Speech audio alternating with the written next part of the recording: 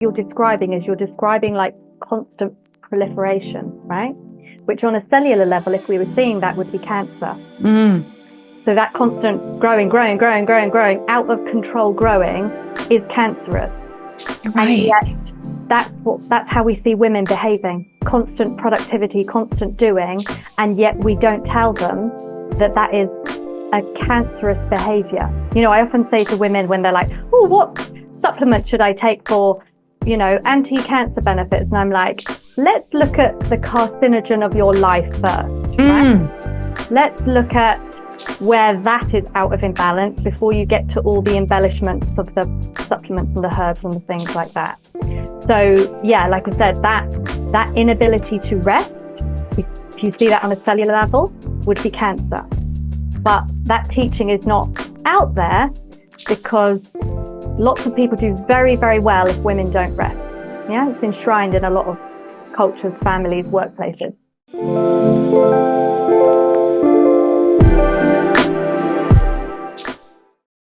This podcast is called Reconditioned because this is the place where you'll learn how to truly recondition your entire life. Where other wellness podcasts or platforms focus on one particular area of wellness or inner growth, Reconditioned is a one-stop shop for all of it, so that you can get all the information you need to heal and up-level the physical, mental, emotional, and spiritual aspects of your life in one place. Because that's what I needed when I was healing from the arthritis I had from the age of 2 that left me disabled by 18. I got myself to a place of complete wellness after a very long journey of immersion into the world of healing, where I learned how to heal the whole self. My purpose now is about bringing that to you, and my Rise membership is an extension of that. For women who want to take their wellness and growth to the next level, there really is nothing out there like it. You'll be part of a global community of like-minded women with access to 14 modules that literally take you through everything you ever need to learn in order to bring your life to a place of balance and abundance. With group coaching calls with me, personalized support, community book club, and so much more. Rise becomes part of your life, your lifestyle, enabling you to thrive in the ways you always dreamed, with me right there beside you, championing you through your journey. It's not always open for enrollment, so if you're hearing this now, it's open and ready for you to enroll. Just go to the show notes for the link or visit laurenvakneen.co.uk/rise.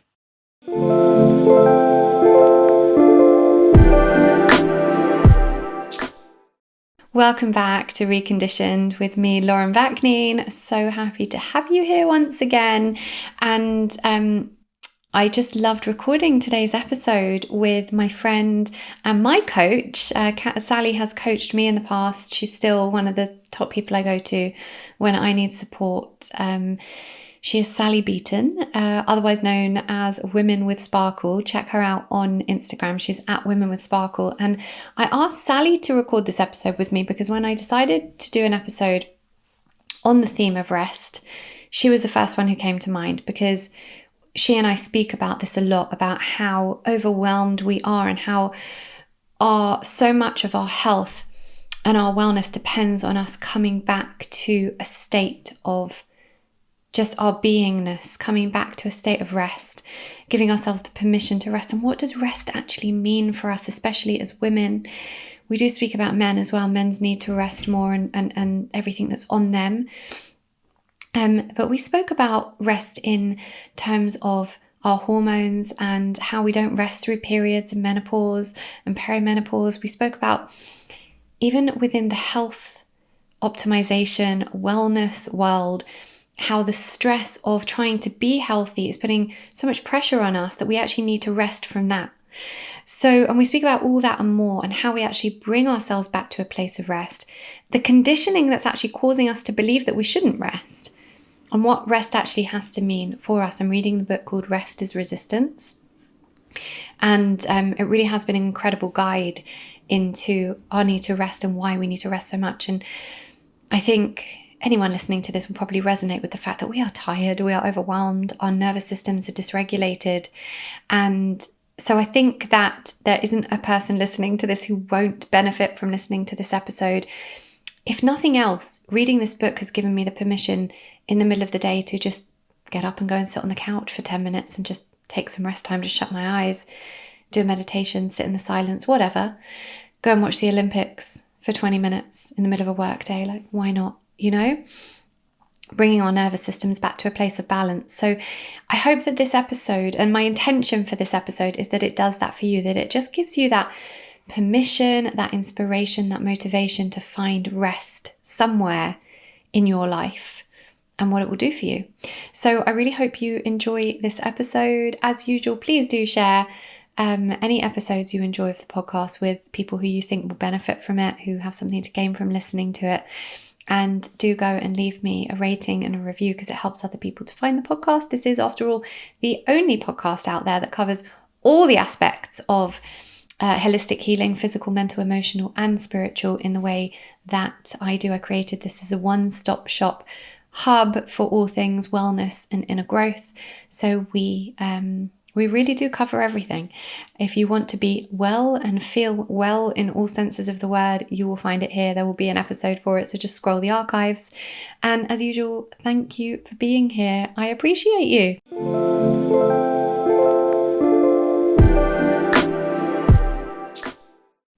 Sally Beaton is a passionate advocate for women's holistic health and a beacon of inspiration in the wellness world. She's a popular holistic nutritionist, coach, author, and speaker, and the founder of Women with Sparkle and Nourish and Empower retreats. Sally's book, Get Your Sparkle Back, has been hailed as life-changing, and she captivates audiences with her revolutionary teachings that women's hormones are allies, not adversaries, and messengers, not messing things up. She shows women how to unlock the power of their menstrual cycle, perimenopause, and menopause for greater mental, physical, and professional health. Sally's aim is to help all women reclaim their radiance, vitality, and sparkle, and discover all that's going right and full of light in their female body. And she's also my friend and my coach. So welcome. Hi. Thank Hi. you so much for reading my bio. Not often you hear it read out. I'm like, oh, she sounds great. She does sound great. She is great. And why have we not done this yet? I know. The timing's always right, though. Now is obviously the time. I know. I'm so happy to have you here because you and I are so aligned on our views of womanhood, the idea of what it means to be a feminine being and all that comes with it, and what it means to nourish ourselves in all the ways.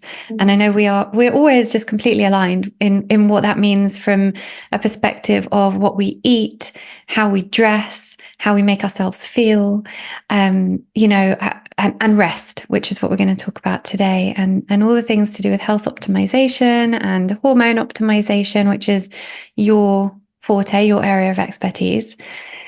So we wanted to talk about rest because you and I often have deep, in-depth, intimate conversations about the letting go and the being as opposed to the doing.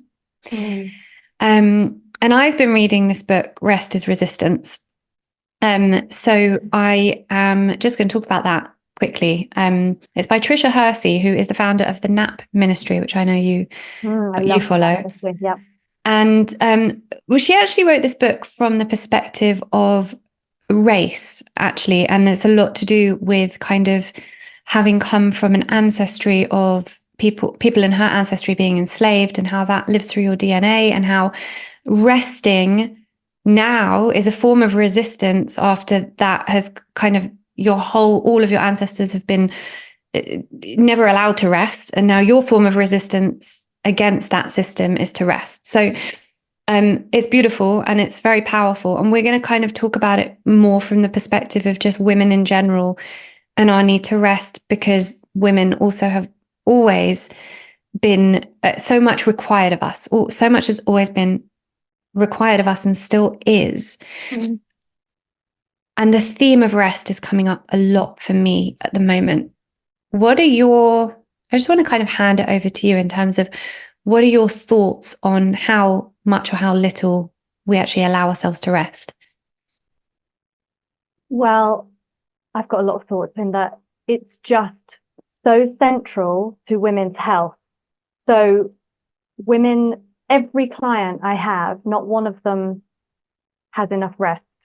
And so it might be one woman that says, actually, I get 8 hours of sleep a night, yet she feels the pressure that she has to be commenting on political situations on social media the whole time. So she's not resting from that. Well, that's so interesting. Yeah. So it's like, I never see a woman who has sorted the rest thing in terms of their body has enough rest, their mind, body, spirit, because there's obviously all different types of rest, physical rest, emotional rest, spiritual rest. And women are exhausted because rest has been demonized. It's been said it's for the lazy, it's for ill people. And most people, and definitely most women, they don't want to seem lazy. And I know both you and I have been ill. And so when you've been ill, your desire is not to do the things or seem like a person who's ill again. So sometimes you can overshoot after you've been ill, and not want to take that rest that's needed as a daily nutritional it's the foundation of our health, right? Right. It literally is. I love all those points. Let's open them all up, actually, because your first comment is actually so important. One of the things that is not enabling us to rest is the feeling that we have to be on all the time. We have to be commenting on political things. We have to be sharing with the world. Just today, something like that happened. All these riots are going on at the moment. And there was a riot yesterday that my friend shared about. It was like a counter riot, for peace and against fascism. And she shared it, and then she had to delete it because what she didn't realize was it was against fascists, Islamophobia, homophobia, anyone who opposes immigration, and Zionists. So essentially against anyone who wants to be mean to anyone unless they want to be mean to Jews. So obviously all my Jewish friends were then up in arms because there's this anti-protest against fascism, but the non-fascists can be fascist towards Jews.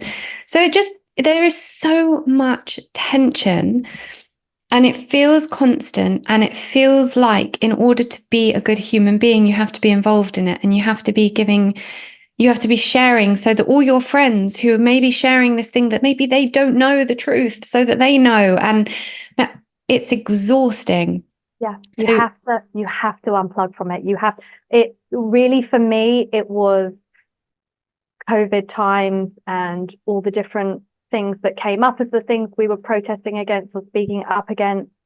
And I started because that's the natural thing you want to do if you want to change the world and you want to be a force for good. And then I very quickly burned out and understood that I could never win this game, because if I was speaking out about one thing, I then had another friend or another follower say, but wait a minute, you're not speaking about this thing, right? Even if I had no knowledge of it even going on, because there's only so much you can consume anyway. And so I gracefully stepped out of the need to prove that I was a good person who wants peace and unity, because I realized I wasn't going to win, and it was draining me mentally, physically, emotionally. And it's so interesting because we see that so much in, our need to almost prove ourselves and prove a point. And then it does drain us. But I posted something on TikTok, just because TikTok is an entity unto its own self. I mean, more than any other social media channel, in my opinion. I mean, maybe Twitter's as bad. I'm not really on Twitter, but there's different energies with each of those social media platforms, don't you find? TikTok, Twitter is very much more like intellectuals. Anyone in the writing industry is on Twitter, and because they're intellectual, they feel that their points are very, they're academic people, and my point is valid, and I will be as rude as I need. Yes. And I will give you this criticism on your book, and I will say it how it is because I'm an intellectual person, and therefore my point is valid. Yeah. Now, TikTok's the exact opposite. And I made a funny kind of, in response to all the comments you get, a funny a post about it. Like, literally, I posted about the full moon, and someone was like, why do you never post about the new moon? It's perfect. That's perfect. Perfect example. It perfectly typifies. So I'm aware every time I post on Instagram. So yeah, I posted something today about, how instead of just getting every woman on medication, let's look into diet. Like, and if people follow me, they know that's my jam, right? They know that's what. However, I was just waiting for it. Right. Wow, I'm on life-saving medication. Are you saying? Right. And you have to, like I said before, I would answer every single one of those Right. comments to prove, of course not. Now, very rarely do I respond to any of those comments because I learned that the minute you start that exchange, you are agreeing to give away your energy, which means you are agreeing to give away one of the most precious resources you have, Mm. and you'll end up needing to rest more. So if I'm giving it to someone who's saying, so you're saying I'm not allowed to take my life-saving medication. I mean, Mm. that's not what I said, but I also don't need to prove that to you if you want to interpret that as you, because if there's 20, 30, 50 people going, but what about this? But what about this? But can I take a supplement then?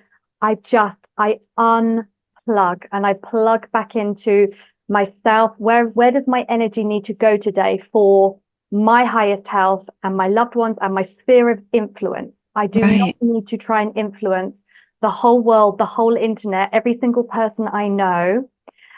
And more women need to understand this. You cannot win at the game of having the right opinion on social media, because the right opinion today, tomorrow will be flipped and suddenly you'll be told, actually, that's totally wrong now. Don't you understand? So, yeah. So yeah, it's interesting because my husband always says to me, he taught me this lesson a long time ago. If you get into, a disagreement with someone, we have this innate need to justify ourselves and to justify our point and our stance. And he always said to me, don't justify yourself. It just makes you, seem like desperate almost. And actually, what I don't even think he knew internally, but maybe he didn't even realize himself, is when you justify, it's exactly what you said.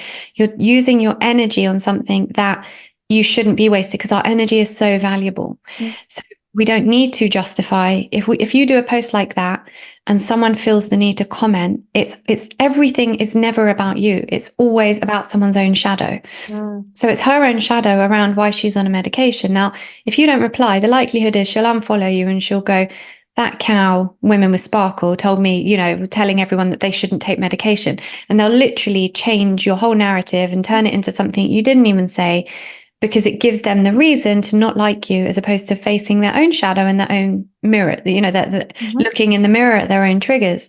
But that leads on very nicely to what I wanted one of my first points to be, because there's this idea of rest in all the different facets of our lives. And you so beautifully segued us into social media and how it takes our energy. And we actually need a rest from social media. And that doesn't have to, in my opinion, look like coming off social media if you don't want to. If you perhaps run a business on social media or whatever it might be, it just means you do what you need to do, and you don't need to be scrolling, and you don't need to be replying, and you don't need to be proving a political point. But what it leads me to is people pleasing, the fawn response, which is, I would say, 99% of women, wouldn't you? Yeah, That we have that. definitely. How integral is healing from our people pleasing tendencies if we want to be able to rest? How do we rest from people pleasing? It's life-saving. It really, really is life-saving. And my journey to healing, I got two chances with my people pleasing. I say, when I had in my early 30s, I had a breast tumor, and after my first and when I got that diagnosis, I was very, very worried about other people being worried about me, so like, oh my goodness, the inconvenience that I have made other people worried about me. Wow. So I have to tell them that everything's fine, tell them I'm not worried, it's just a simple operation, it's all going to be fine. And because at that time, that's what we thought it was. So I had one operation, and I remember leaving the hospital after my first operation and seeing all these messages from like work colleagues or kind of random people, and me thinking, oh goodness, I need to respond to them all because they've been worried about me, and how terrible that I've made them worried about me. And I sent all these messages. And that first week out of hospital, when I was meant to be resting and just taking care of me, I was worried. Like, I remember thinking, oh my goodness, like normally I travel up to see my boyfriend, how inconvenient. He's now going to have to come down and see me and all of this thing. Anyway, 2 weeks later, I went back for a checkup on my scar. And because they thought it was just a kind of benign lump. And the report came back that it wasn't, and that I was going to need to go in pretty much immediately for a second operation. And at that moment, I just broke down because I'd held all this worry for other people and I had nothing left to give because I was told I was going to have to go through it again. Mm-hmm. And at that point, I realized this was my second chance to make the healing about me and my body and not everybody else. And at that, so then my second go at healing, I remember because the doctors were worried about my immune system and things like that. I remember friends who wanted to maybe come over whose child was sick, or a friend who wanted to come over who was having all this boyfriend drama that normally I would have talked to her about. I remember saying, no, I'm really sorry. I'm really sorry. And I remember hearing through other people how annoyed they were with me and things like that. And for the first time in my life, to save my life, I had to be okay with other people thinking I was a bad person.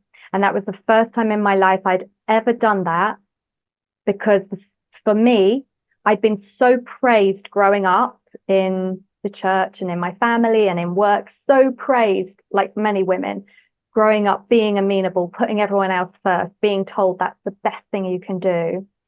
And so I had to learn the most valuable lesson of my illness, that I had to let other people think I was rude, think I was maybe even like over egging how ill, all those things that you just couldn't bear people to think of you.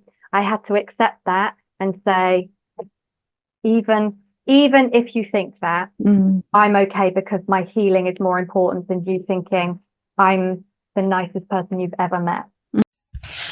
I know, interrupting an episode with an ad is so annoying, I know. But guys, I want to ask you not to fast forward this and listen for just 2 minutes, because there is a huge element of health optimization and reducing risk of illness that most people don't even realize. You need to be reducing artificial blue light in the home and get targeted red light on your body. The reason is because when the body registers blue light, your brain, based on evolution, assumes it's early daytime. But our brains in 2024 are registering blue light from our light bulbs and our screens at literally all hours, prompting our bodies to produce cortisol, the stress hormone, as well as other hormones we just shouldn't be producing at night. This affects our stress and anxiety levels, and it stops the cells in our bodies being able to repair and regenerate at night. And let me be clear, when our cellular health is compromised, we literally cannot stay healthy. And our amazing partner, Block Blue Light, have created some incredible light bulbs that allow you to switch between settings and have only amber light at night, which is what we kitted our whole house out with when we renovated a few years ago. And if you do need to work after dark, like I have to sometimes, Block Blue Light also have amazing blue light blocking red light glasses, some that fit over your usual glasses, and they can even custom make glasses with your prescription. They also have some of the most powerful and effective red light machines on the market, using photobiomodulation to help keep the mitochondria in your cells healthy, something we cannot be healthy without, as well as helping your body to produce more collagen for bones and joints and to keep skin looking great as you age. It also supports pain and recovery, and red light is said to reduce the risk of Alzheimer's because of how it impacts brain health. We can't control everything happening in this modern world that affects our health, but my personal motto is to mitigate where we can and put in place everything we can for the things we can control, and blue light is one of them.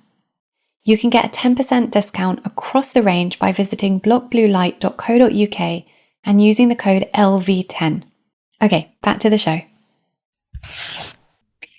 And I don't know if this was your experience, so tell me if it was, but what I've found when I've done that, because that's stepping into authenticity, right? That's you letting go of needing everyone to love you, needing everyone to like you, needing everyone to accept you, and probably 90% of those people not being in alignment with your true authenticity.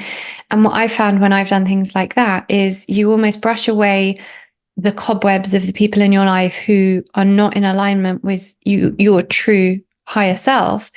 and therefore you start making space for the people who are. Did that happen for you? Yeah, so I would say it did two things. It definitely did that, but then the other thing it did is it made the people who were meant to be there, but had also had a very reactionary feeling to it, go, wait a minute, if she can do that, then maybe I can. Maybe I could put in a better boundary. Maybe I could say no to that family member. Maybe I could say no to that invite and still be okay and still have a friendship. And really the whole essence of that as well is why women struggle so much with their premenstrual phase and the menopause, because those parts of your cycle on your hormonal journey are when you need more rest. And when you need to say no, and when you need to offend more people. And because we've been told you don't rest, you just keep pleasing, you just keep going, there's more of a struggle. And so we see these emotions or symptoms that come up that women are like, where's this come up from? And it's come up from the need of your body to push people back, go inside and take a rest. Right. I truly, and I see it from women in my program, so many women with PCOS. I have observed that a lot of the women with PCOS are people pleasers.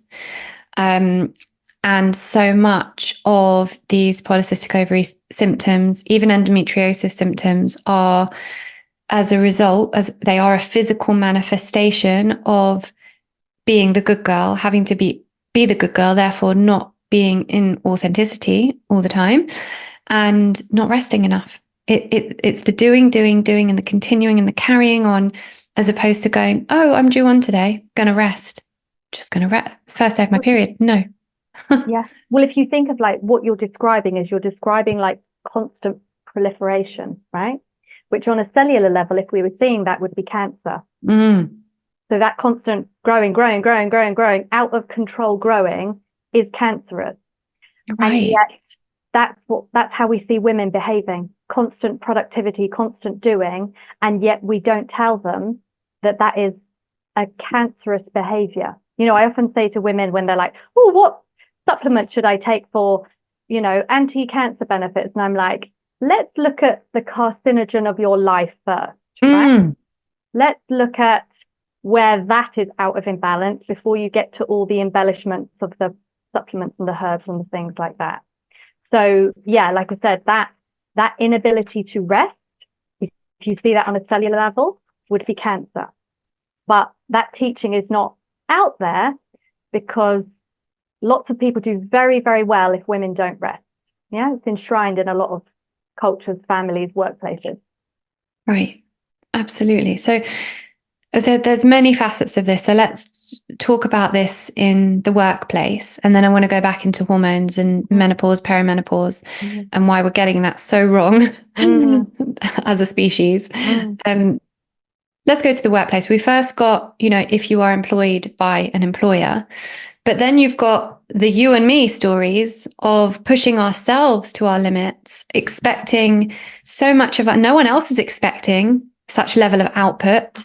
And we continue to push ourselves because we're running these businesses, and then we burn out and we realize, and then you and I sit down at a cozy little hotel over a cup of tea and a nice lunch with doggies all around us and decide, nah, enough is enough. We're not pushing anymore because it doesn't, and from an energetic perspective, and I know you get this as well. And this is, my work with my shaman is so much. I'm learning this so much. I've always understood that what we resist persists. But it's taken really a long time to truly grasp that the more you're pushing for something, the more you're resisting it in any way, right? So even before we started recording, we were talking about, you and I always thinking about kind of going abroad or moving abroad and talking about, we'll hold that vision. And I said to you, I don't even want to hold a vision. Yeah. Because the more I'm holding a vision, the more I'm going against whatever it is the universe has in store for me. So the more I'm resisting what is already being put for my greatest good. So I don't want to, and part of my daily affirmations now, when I walk in the park in the morning, I have my affirmations, which are the same every day. And one of them is, I resist nothing.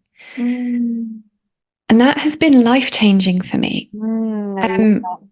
And I think in terms of just most women, we are always seeking and, wanting more and striving. Yeah. And actually, and then when something goes wrong, we want it not to go wrong. And in all the things that have gone wrong for me over the past year and a half, it's the resistance to it that is the problem, not the thing that's gone wrong in itself. Yeah. And so by me looking at a situation where, like, even big life-changing things coming my way, that it was meant to go this way and then it didn't, me being able to look at that and go, thank you, because I resist nothing. That in itself is me resting from the striving. Because what I would have done in the past is said, oh shit, this didn't happen the way it was meant to. Quick, get on the computer, do something else to make it happen now. And it's exhausting. It's exhausted my nervous system. It's exhausted the cells in my body. Like you say, it's a carcinogen. And just releasing that resistance is rest. Yeah. Like it's like the biggest exhale after all you've been doing is inhaling. Right. Isn't this? And like you said, when those, you saying about your affirmation, like the mantra I love that's really similar to that is by a wonderful Franciscan monk called Richard Rohr. And he says, I have nothing to prove, I have nothing to protect. Mm-hmm. And when you use that within business, on social media, all those things, you get a feeling of rest after you've been told, well, you have to protect your reputation and you have to prove yourself in business and things like that. And when you just accept your beingness, I have nothing to prove, I have nothing to protect. Again, the exhale, the rest that brings to your spirit, the foundation of which everything else is built upon, it's heavenly compared to the grind, the anxiety, the things that are spun into such positivity, like we were saying, right. Vision, drive, want to change the world, all wake this up at stuff. 5, wake up at 4:30 in the morning and do a workout and then get to work. And the most successful people are the people that get it done early and don't sleep and take all those Adderall. Things are built on men's biology. Can we just say, when people Exactly. I read the Miracle Morning, I was like, are you a man? If you're not a man, that's not going to serve you well. It might serve you well for 2 weeks of your cycle. The other 2 weeks, you will bash yourself for being lazy and things. But that book was not written for women. Yeah. And even the Napoleon Hill books, which I'm a big fan of, by the way. I love Napoleon Hill. One of the best books I've ever read is Outwitting the Devil, which a lot of people haven't heard of because it didn't get published until like 2013 because he was talking about the devil in like the 20s. That was, and it's literally they were nothing to do with each other. But I read Conversations with God by Neil Donald Walsh. Mm-hmm. And then straight after read Outwitting the Devil. And it was like, God, exactly the same sort of book. It's the same thing. It's like what you need to do basically to make shit happen, and to be aligned in your life. And they just so complemented each other. But no, most people haven't heard of it because it was only released in 2013, but it's brilliant. But my point is, even though I love his books and I have I think he was brilliant and no intention to bash him in the slightest. This is just, if you are a woman, the way he does things is different. Mm-hmm. He was a major player in business. He was involved with all sorts of, major players in business and, got with Carnegie and this one and that one. And not that you can't, as a woman, be a major player in business, but the way you come to it and the way you respond to that success will directly impact your health. And I see women running businesses, whether they are big businesses or small businesses like me and you doing coaching and in the wellness industry. And the wellness industry is another one we need to talk about. The wellness industry, quote unquote. Burning themselves out. And I have a lot of women who come to me who are CEOs, high impact execs. I've achieved what I wanted to achieve and but I don't feel well. I'm not sleeping properly, or this has happened to my thyroid, or I've got cancer and I don't know how I'm going to manage running my business, or, I can't fall pregnant, I've got fertility problems. And so much of it, yes, there's health optimization things that need to be done because it's never just one thing. It's never just if you have a nap, you're going to be okay. Yeah. But it's such a need that your spiritual self is telling you to slow down. And actually, reading this book is very interesting what books do for us, right? Because I always say to the ladies in my program, when you immerse yourself in a topic of the thing you want to implement in your life, the deeper you immerse yourself in that topic, the more likely you are to make it part of your identity. And therefore, the more likely it is to become embedded, and you start embodying it and you start being that thing. Mm. The same happens when you read a book. So when I'm reading a book that's telling me I just need to take a rest, just get up from the computer and go and lie down on the couch, I'm like, yeah, she's giving me literally yesterday, I got up from the computer and just went over and lie down on the couch because someone gave me permission to do it. Now, the issue is that no one is giving anyone permission to do it. And so in these kind of high-paced, fast-paced lives where women are just doing, I just want whoever's listening to this to know that not only do you have permission to rest, but your health cannot be optimal until you decide to rest more. Mm-hmm. Yeah. And tiredness and overwhelm is one of the biggest things that there's not a woman that doesn't come to me, whatever she's coming to me for. It might be heavy periods or, like you said, struggling with fertility, things like that.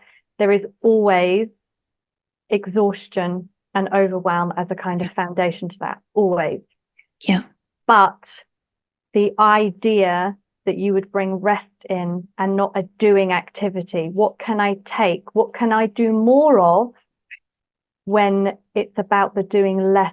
Again, some women I see are on 32 different supplements, have every biohacking device, have the perfect externally looking day for health, but they're overdoing it. They need, like, there was a woman the other day and I literally said to her, whereas I'm normally having to wrestle 5 cups of coffee out of a woman's hand to try and bring her anxiety down. This woman, I said to her, your diet, your lifestyle is on paper perfect for what health people would look for, but there's no joy. I was like, that cup of coffee that brought you joy, you need to bring it back in. Right. That element of ease and rest when you had your coffee instead of that awful concoction of something that makes your body tense. And like, where's the rest from even being overly healthy, the orthorexia that, like, I know we've like talked about before, which I definitely had after I was ill, that panic of not having everything healthy. And then when you rest from that and like, I'm going to be with friends and just enjoy some terrible food filled with seed oils and things like, and all the things, and I'm just going to rest from it and enjoy it. Not every day, but like, that normally there's everything we need to rest from. Like everything we need to take a rest. True. I know when my best friend was here from South Africa for my 40th, and we literally ate our way around London and Glastonbury. She's exactly like me. We're both on the exact, very similar trajectories of health. And like you, very aligned in all our thoughts. So when we were doing that together, it was so aligned because it wasn't like if I was with a friend who maybe didn't do all the things I do. If I felt she just wanted to go and get a crepe in Hampstead and then have a humble crumble and then go and get hot chocolate somewhere, I'd be like, no, you don't understand. It's not healthy. Yeah. But because she knows, but we were doing it as our nourishment, as our soul nourishment, as, best friends who've come back together after not seeing each other for so long. It was so nourishing. And so many of my followers messaged me and said, it's so nice to see this. And they wanted to know more about like why I was eating. Don't I avoid gluten? Don't I this? And I saw one of my ladies, I saw you had a humble crumble. Do you think that's all right every so often then? And there are other crumbles out there, by the way. And I was like, yeah, like that is rest from, and I give myself that. And there are ways of doing that, and you can do the 80-20, the 90-10, whatever works for you. But just, I don't even think about that now. I'm past the point of having to be like, how many, bits of gluten have I had this month? Can I afford to have this again? My body and my intuition just know. Totally. And when you were saying about the doing, I had a lady who was healing from cancer, and she was very much on the doing, and she'd given up work so that she could really heal. And she had 2 young kids, and, there was a lot going on. So in her day where she wasn't working, she was so used to working that she felt that she had to fill up her day with all the self-care things. And I said to her, you need to spend some time just being whatever that means for you, if that means sitting down with a magazine, if that means just sitting in the silence, if that means just going for a walk, you have to spend at least 30 minutes a day just being without thinking about it. And on our next call, she said, so I did my being and I've scheduled my being 30 minutes into my day after I've done my yoga and meditation. I was like, oi, we've missed the point of being. It's that foreign. It's that foreign to women. Foreign. And it's sad because we also feel that our worth is determined upon how much we do. And there is a quote about this in the book. Where does she say it? And she says, our worth is not connected to how much we produce.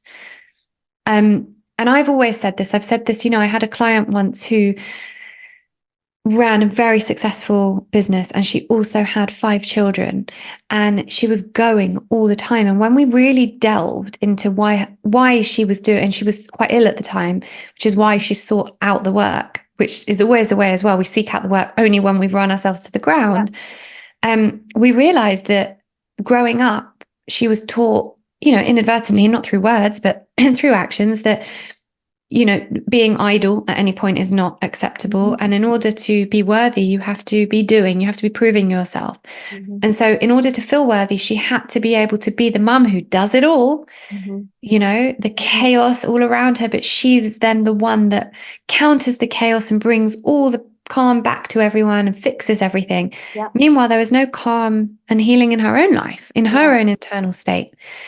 And so it's this idea that our worth is not connected to our level of output. And how do we bring women back to that idea and encourage anyone listening to kind of put down the doing? Well, there's different things, because most people need a reason why, so that's what you're saying. Most people come to it when they're ill because they finally got a reason why and an excuse. Like, women feel like they need an excuse to rest. And the really interesting thing you said is from her childhood. So every woman will have a story from their childhood. Like, I was the same. And I always say, like, my biggest thing that I have to overcome literally on a daily basis is that if I'm at home and my husband comes in, I have to resist the urge to jump up and look like I'm doing something. Because that was drilled into me as a child. There would be, if we were ever sat doing nothing when my parents came in from work, there would be a comment about how nice it would be to rest, how much work there was to do, how we needed to immediately help with X, Y, Z. So that was drilled into me, that rest was not safe. So women have to first understand that it's safe to rest. Right. Those parents, those caregivers, those teachers, those army drill sergeants, whoever, they're not around anymore, but we've internalized their voice. And so just those moments where we go to resist the rest, to overcome, to be our own parent and say, it's okay to rest. And it's okay. And without justification of like, it's okay to rest because you've done a lot today. You worked on that and you did that and you saw it. And it's like, even without all those justifications. Right. Rest isn't a reward. You're not rewarding yourself because you did something. You can take a rest. And it's like that really cheesy analogy, but it's like, it's so poignant in that when we plug in our phone, we understand that like its battery has been drained. We plug it in to charge. There is no emotion around that. There is no judgment of the phone. And yet when we do anything to plug ourselves in to rest, which is, the shortened version of restoring and restoration, which so many of us need, there is always a judgment and a shame that we don't have with our dog. If our dog's been out for a walk and then it cozies down for a little nap, we're not like, well, there's still things to do. There's still walks to be had.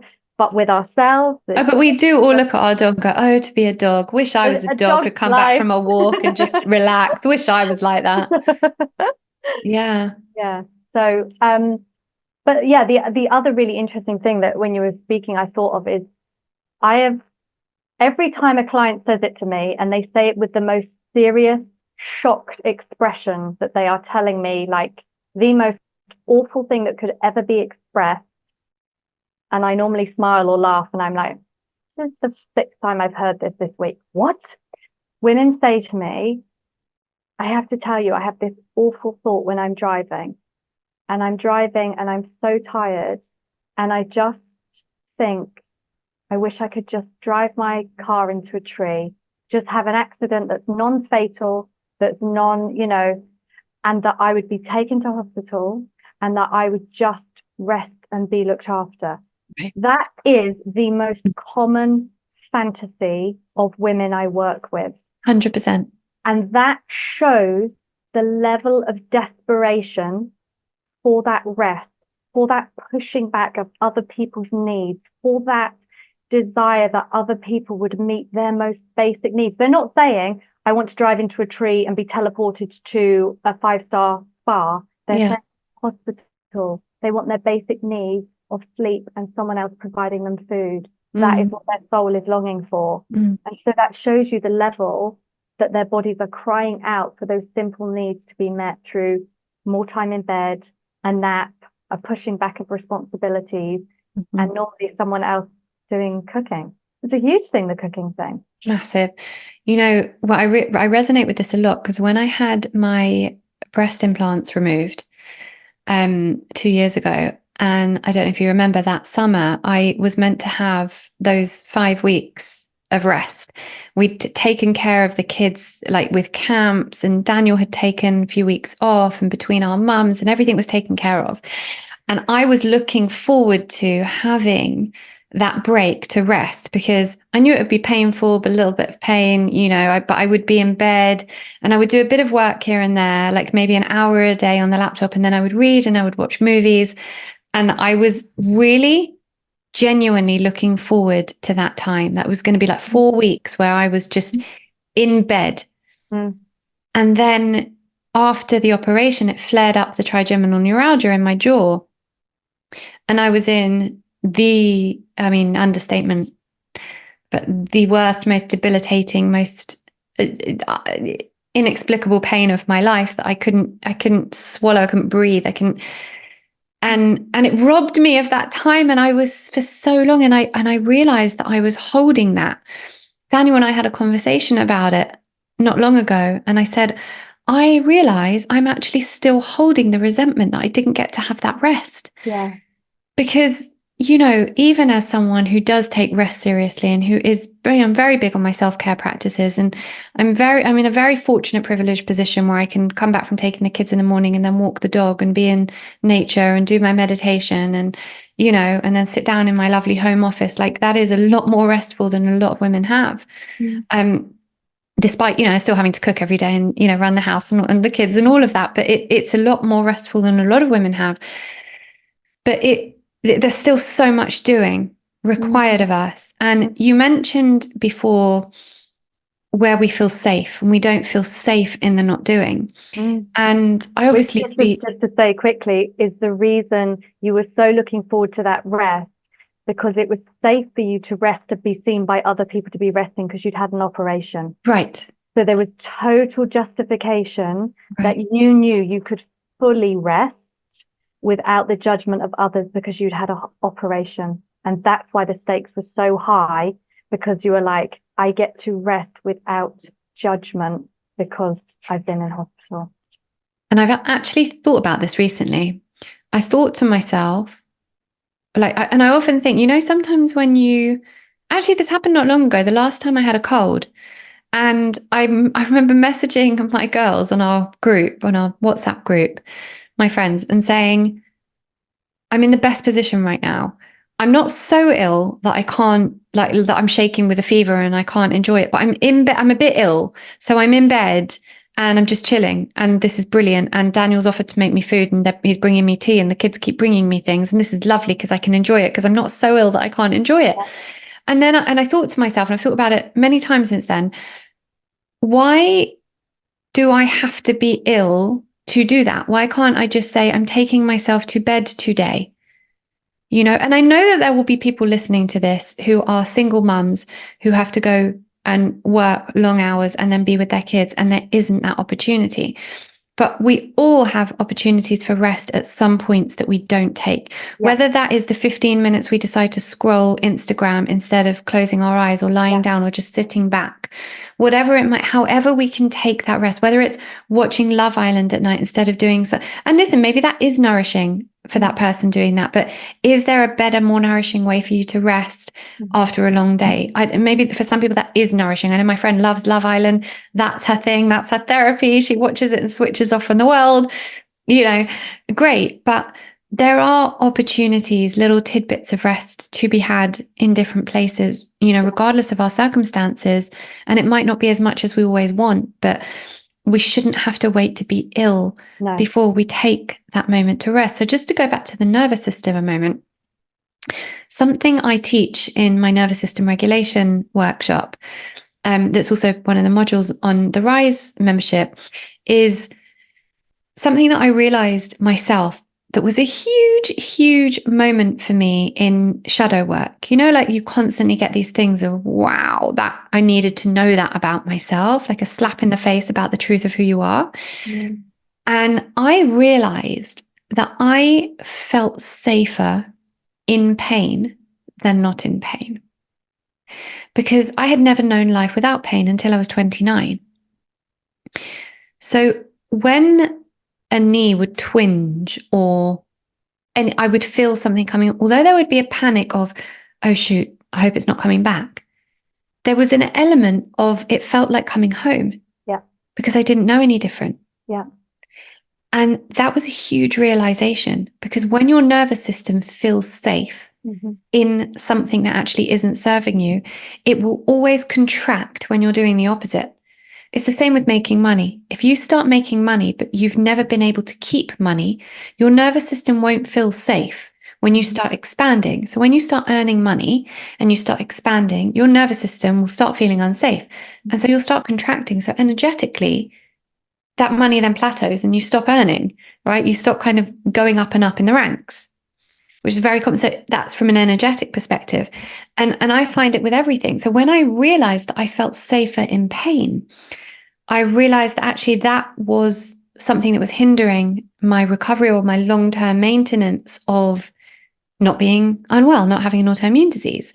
I had to teach my nervous system to feel safe in a state of rest and comfort. That's huge. So for anyone listening who has had illness or dis-ease for a long time, part of your work right now is actually, let's not even use the word work, but part of what we need to work towards is letting our nervous systems know that they are safe when we are in a state of rest. Yeah, completely. Yeah, I so agree with that. And the uneasiness that women feel around rest, again, is huge, which is why women long for that justification of something more serious to be able to take the rest that is their basic right and a biological need. So I've had different friends over the years, huge issues, either mental or physical health issues, and I've said, come to mine for 24 hours. You will have a room, you will have a bed. I will do your meals. Within 24 hours, I promise you will feel better. And these are women who are like on the absolute edge, who are like, the only way this can be fixed is by minimum 2 weeks away, high stakes help, IV drip, whatever. They come and they are left to rest with no expectation to talk, to entertain, and they have someone give them 3 meals, literally at prison. And they, within 24 hours, they look different, they feel different, they have a mental and physical capacity that they didn't have before. Like literally, they've been my lab rats. My friends have been my lab rats over the last 8 years for me to even prove what little amount of rest you need from that daily work expectation, even being seen, the daily idea of being seen and what are you doing, and it being questioned by loving family members. But even having a break from that for 24 hours is one of the most potent medicines a woman can ever have. And I Yeah. always say, like, don't wait until the stakes are so high, because Right. if if women get that diagnosis, like you're saying, like I have clients within a mixture of like financial ranges. And so, and some are single mums on a lower income and things like that. And it's saying to them, without the worst diagnosis, I want you to make that happen like you've got the worst diagnosis. Right. So for you, within being that single parent, and without the justification of saying, I now have cancer, could you look after my child for 2 hours? And at a better time in my cycle, I'll, look after your child, or there doesn't even have to be a give back. Find the way to save your life before it needs to be saved. Like that is the challenge for women, of saying, like, allow another woman to think it's a bit strange that you ask to pick up their child or look after them for 2 hours without even any big reason. But isn't that the problem, that we feel it's strange, that we've lost that village mentality? Yeah. The whole, it takes a village. Doesn't it just take a village to raise a child? It takes a village to raise a human. Yeah. We don't have that village for ourselves anymore. No. And we all need that. Yeah. And I think so much of the issue is that we don't have that village mentality. We're all seeking it. I see women join my program because they want the community within the membership. Some women join it literally for that. They want the tribe, but we all need that kind of close to home, physically close to home. The people who are around us, who will make us a meal if something's, even just because we need to be made a meal, or maybe we're not even ill, or someone that we can just call up and say, can I drop the kids around for a couple of hours? And they go, yeah, sure.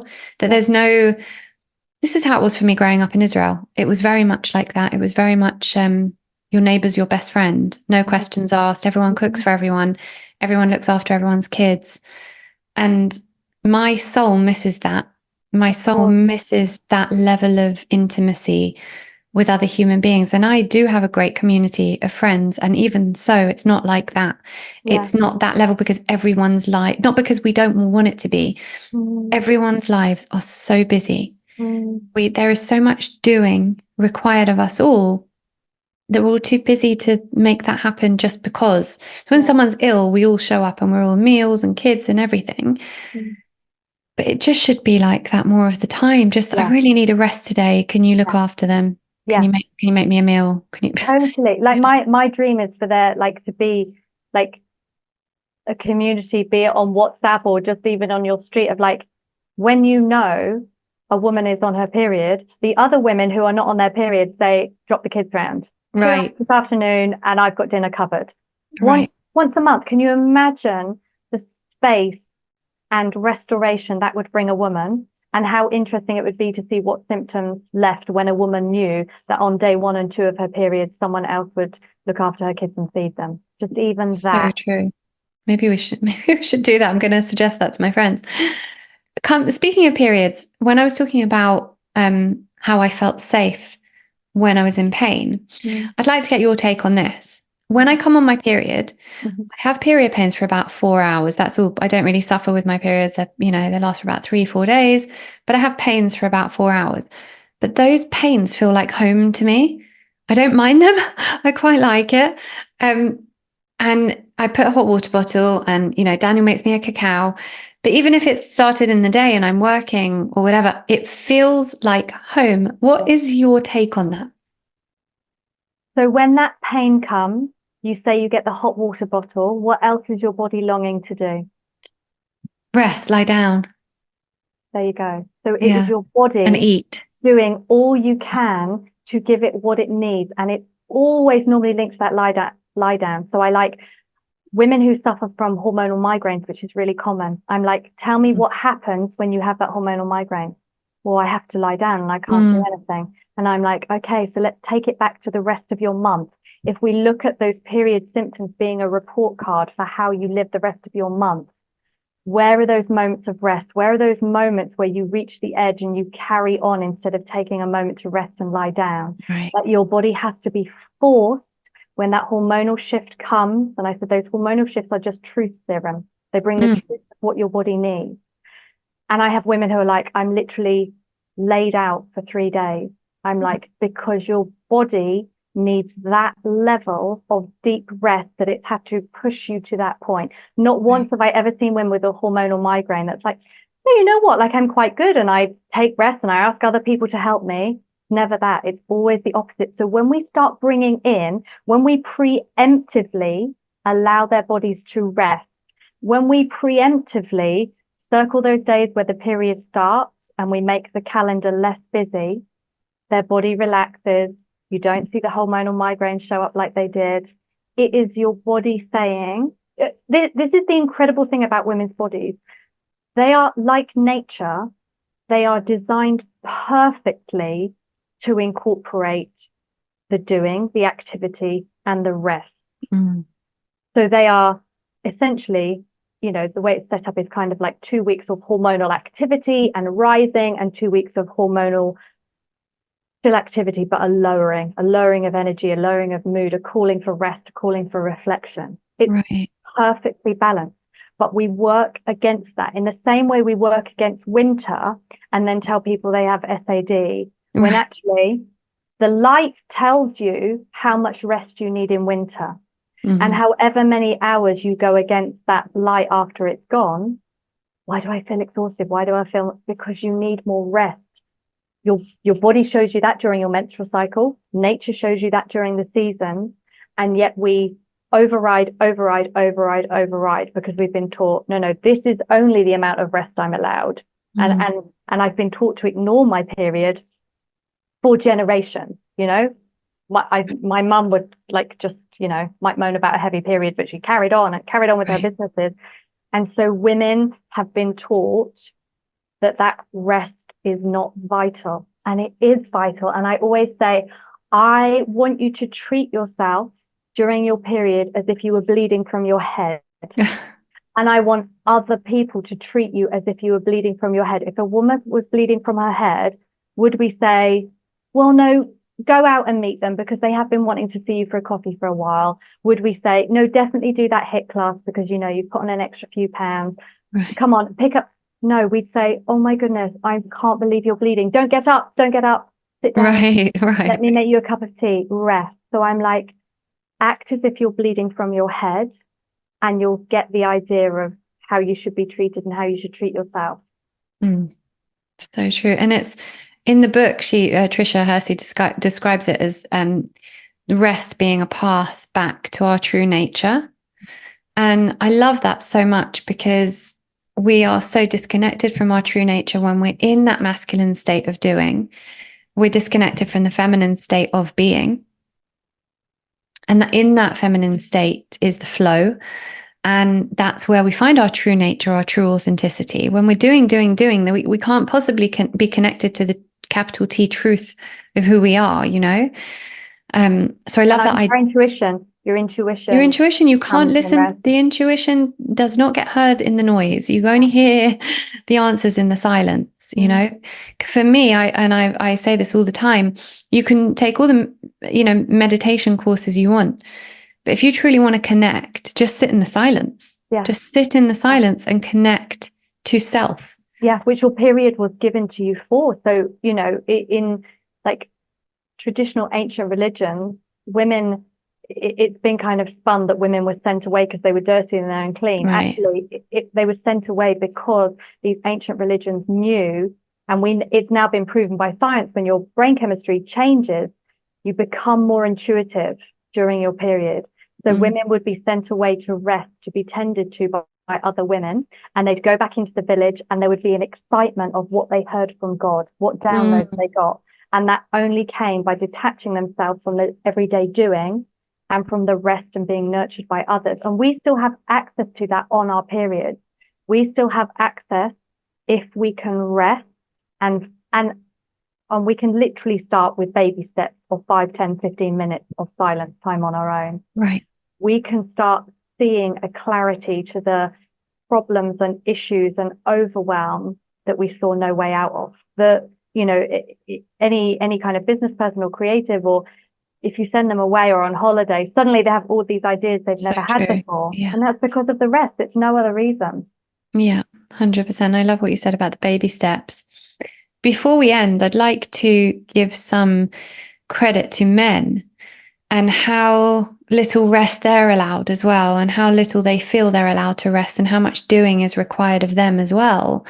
Because, I hate the whole men bashing thing. Like, men also have it hard. And I look at the men in my life and how much pressure is on them and how much is on their shoulders and how much weight they carry. How much is this affecting them? How much, do we need to encourage our men to rest? Because how are they going to be okay and come away from that, internal conditioning of, why is she sitting on the couch when I get home from work? If, if we don't do that for ourselves and we don't teach them how to rest, how are they ever going to rest? Yeah, it is different for men as well, though, in that because they are hormonally different, their drivers are different as well. So absolutely, I always essentially give my husband a period day where I'm like, you chill out on the sofa, you watch programs that I would think are horrendous, like I do on my period, and for you to have that deep sense of rest, I try and really instill in the first few days of my period. But the interesting thing is, for me, I can have and need quite a lot of rest. Women do need that. We need more sleep than men. Biologically, that's proven. We need more sleep to restore our bodies, whereas men need less sleep. We know that. We know from having a menstrual cycle, we need more rest. Men don't have that. And also, it's very interesting in that sometimes with men, that rest can come from the doing more than women. So my husband feels very rested when he'll go to his allotments and do some work, because it's about the rest from the stuff. Right. Same as my husband with the gym. Yes, exactly. So although he's active, he actually, that's his therapy. So that's and he gets up at 6 o'clock on a Sunday morning to go and swim in Hampstead Ponds because that's a rest for him. Exactly. So it's understanding. So again, when you're in a relationship with someone like that, sometimes the default for a woman is to feel lazy. And especially if you're with a very active man who kind of demands that, well, we should both be going out for a run, regardless of where you are in your cycle. It's understanding the different things that nourish men and women. And women tend to, not always, women tend to just need a lot more stillness, solitude, and physical inactivity. Whereas that's more detrimental. You see a detrimental effect more quickly for men if they don't have a doing and a being to their. Yeah. Men decline a lot quicker in retirement if they don't have a hobby instantly as well, which we don't see as much in women. So, but I still think that we need to encourage our men to totally, not like I said, feel the need to be judged for not doing. I think we need to encourage them to slow down a bit as well, because for all of us, regardless of hormones, this age, we've never been in an age before where so much is required of us and so much information is coming our way. So our brains are completely overstretched with doing as well. Right? So you have to make rest the most delicious family event, because again, you see it, kids are overscheduled. This club. Yeah. And it's make rest such a joyous activity in your family that is passed on to the next generation. Right. I have a friend particularly, and her husband and her both have very active jobs, but she said at the weekends they have really lazy mornings, and none of her friends can believe it. They're like, no, we're not going to come to that swimming lesson at 10 a.m. She said they just all hang about in their pajamas at the weekend. And she said, and their kids love that, compared to all their other friends who are kind of frenetic. So it's bring that rest into your family. Fight for it as a woman, but bring it into your family as you would nourishing food or a nourishing practice. Bring rest in as that absolute foundational nourishing principle that your family is proud to have lazy days and. Kids know. Because my kids love lazy days and lazy mornings. My son particularly asks for it. He's like, we're in the summer holidays at the moment. He said, Mummy, can we have some days where we don't do anything? They know and I remember being a kid. I actually remember being on holiday in Florida, and my parents wanted to go to SeaWorld. And I was like, can we just stay at the hotel? I just wanted a day in the hotel because I didn't get to explore the hotel. I didn't get to chill and experience the hotel bed. So I think, as you know, kids just know that they need that rest as well, and not to be overscheduled. Yeah, I used to love it on holiday when we'd have if we were somewhere sunny. I used to love it when it was a rainy day because I thought, we're not going to do anything. We're just going to stay in and play games and totally. So I want to read out this quote to end on, which comes at the beginning of the book, because I just love it. So it's, your body is a site of liberation. It doesn't belong to capitalism. Love your body, rest your body, move your body, hold your body. I just love that. Beautiful. I love it. This idea of rest as resistance is literally just permission to slow down, to remove this idea that your worth is connected to how much you do, and just rest more. Just do less, rest more. You will be far more productive. You will be far healthier. And I find that idea very liberating. Yeah, me too. Yeah. Thank you so much for this chat. You were the perfect person for this chat. Thanks for having me. It's been lots of fun. Thank you so much. Thank you. Oh, hold on. Where can people find you? Oh, okay. Do that yet. So people can find me at my website, which is womenwithsparkle.com. You can find me on Instagram at womenwithsparkle. And if you want the most beautiful day of rest, you can come to one of my retreats, which you can find on my website or via my Instagram. And they're amazing because within that day of rest, we have women go, I now know I can come off this medication because I've just had this thought about this. I now know I'm going to give up my job because they just have permission to rest and are given space. So yes, that's how they. And I love when you talk about these retreats online, that one of it's so relevant to what we're speaking about today, because you always say, come along, let yourself be waited on, let other people cook nourishing food for you. It's this whole idea of let someone take over for you so you can rest. And it's the wonderful moment where you see how uncomfortable women are when they're not allowed to lift a finger. The fact they're not allowed to help clear the plates away. Right. You see their whole body tense and they have to relax into it and take the biggest exhale and say, no, everything's done for you today. Yeah. Beautiful. So we'll put that all in the show notes. And thank you so much for being here. Thank you for having me. Enjoy a restful afternoon or evening or morning, wherever you are. I hope you enjoyed this episode of Reconditioned. I am honestly so grateful to each and every person that tunes in. Thank you also for taking responsibility for your own well-being. You should know that just by choosing to listen to podcasts like this that further your well-being, you're moving more deeply into abundance consciousness. Now, don't forget, I have a bunch of free resources over at laurenvakneen.co.uk, as well as every recommendation you could ever need in regards to your well-being on the LV Recommends page, all categorized for your ease. Thank you also to our sponsors. These episodes would not be possible without them, so make sure to check them out and get some pretty awesome discounts on the show notes. And of course, make sure you're subscribed to the podcast so that you can get updated each time a new one is released. Thank you. I appreciate you.